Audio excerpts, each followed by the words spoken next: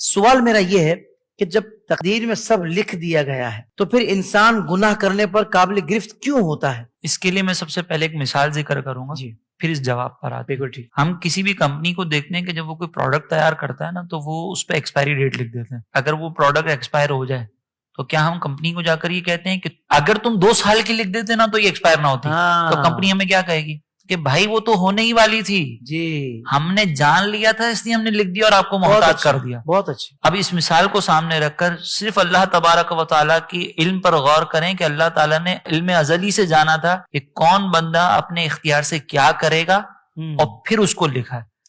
لکھنے کی وجہ سے ہمارا اختیار ختم نہیں ہوا، بلکہ اللہ تبارک و تعالیٰ نے جانا کہ یہ اپنے اختیار سے ایسا کرے گا اور پھر لکھا ہے۔ صحیح۔ تو ہم اپنے اختیار سے کرنے والے تھے، اسی لیے ہم اس پر گناہگار بھی ہوتے ہیں اور اسی لیے ثواب بھی دیا جاتا ہے۔ جی اگر آپ گناہ پر اعتراض کرتے ہیں تو پھر ثواب کے بارے میں بھی پوچھنا ہے کہ ثواب کیوں مل رہا ہے؟ جی یہ تو میں تقدیر کی وجہ سے کر رہا تھا۔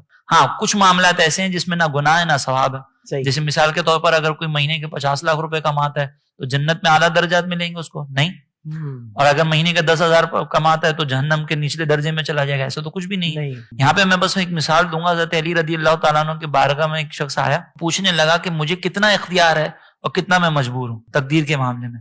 تو حضرت علی نے فرمایا کہ تم اپنی ایک ٹانگ اٹھاؤ۔ اس نے ایک ٹانگ اٹھا لی، ایک ٹانگ پہ کھڑا ہو گیا۔ حضرت علی نے فرمایا دوسری اٹھاؤ۔ اس نے کہا حضرت یہ تو میں نہیں کر سکتا۔ تو حضرت علی نے فرمایا بس اتنا ہی تجھے اختیار ہے، اتنا ہی تو مجبور ہے۔ تقدیر کا معاملہ بھی ایسے ہی ہے کہ کچھ مسائل میں ہم جو ہے وہ مجبور ہیں، کچھ میں ہم جو ہے وہ اختیار دیا گیا۔ جس میں اختیار ہے اس پہ گناہ ثواب ہے، جس میں نہیں ہے اس پہ ہم جو ہے وہ گناہ ثواب کا معاملہ بھی نہیں۔ سبحان اللہ، سبحان اللہ، سبحان اللہ۔